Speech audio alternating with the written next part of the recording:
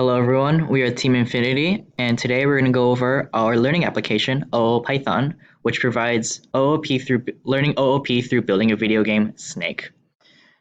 Here is our homepage. We're going to go over it.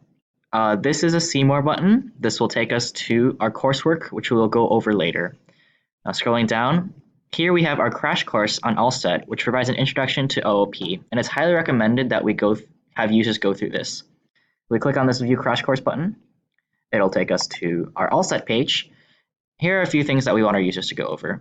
One is a YouTube video explaining what features we ultimately selected to include in this learning application, as well as Crash Course and an introduction to OOP, which provides more definitions, concepts, and general work layout. Going back to our home application, or homepage rather, here we have user stories. These users come from a wide variety of backgrounds, which gives new users confidence that no matter what their major is, they will learn something from using this application. And here finally is our team. Now we will click the See More button and it'll take us to our course page. All right, and here's our general layout of our tasks, 0 through 10. Right now, orange indicates that we are in task 0, green indicates that we have completed the task correctly, and red indicates that we have done it incorrectly. Here, task 0 will give us the table of contents for tasks 1 through 10 and what they entail. These tasks and concepts will build upon one another and eventually create the final Snake game, and we will explain that once we are in a task. All right, we can navigate. This is also a navigation bar we can click on to get to each task, as well as just the arrow buttons. So we'll go to task 10, and here's how each task is laid out.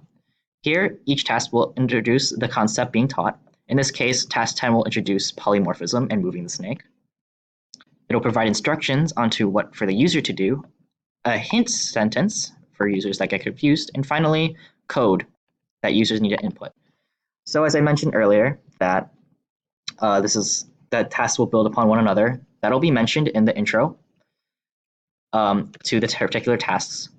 As well as what's great about our code, or rather our application, is that if a user were to type in something, and if they want to reference something from a previous task or previous tasks, this code will actually save. So let's go back to task 9. I want to look at whatever this is talking about, in this case abstraction, and go back to task 10. Our code that I actually inputted in, the code I inputted in, will actually save here. Okay, now obviously this solution is incorrect, and if I submit it, it'll say task failed, please try again. And what's great is that if the code is submitted incorrectly 3 times, then the show answer button will pop up.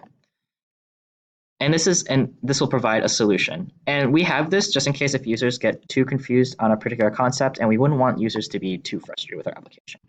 So if we submit this solution, it'll be task completed. And because we have completed all 10 tasks with the green arrow, or the green, a new button pops up, try Snake Pie Game. And it'll take us to our our completed game. And here we have some code that will not be covered in our learning application, as it's too difficult and unnecessary to understand when learning our OOP. But they are necessary to run the game.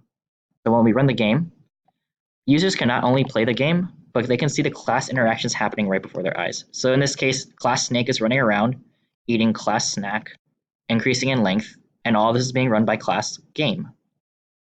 Fantastic, right? Closing this, and now we'll go over some of our other features. One is a press release. It provides more information for interested users about how this project came about, as well as an FAQ page down here for users that want to learn more. All right, and finally, we have our Contact Us page. And this is for users that, well, obviously want to provide us feedback. And here, when they press Submit Form, their responses will be pushed to our Firebase, and here we can compile and analyze as well as improve our learning application. So your feedback matters. Thank you for listening. I hope you enjoy using our OOP learning application.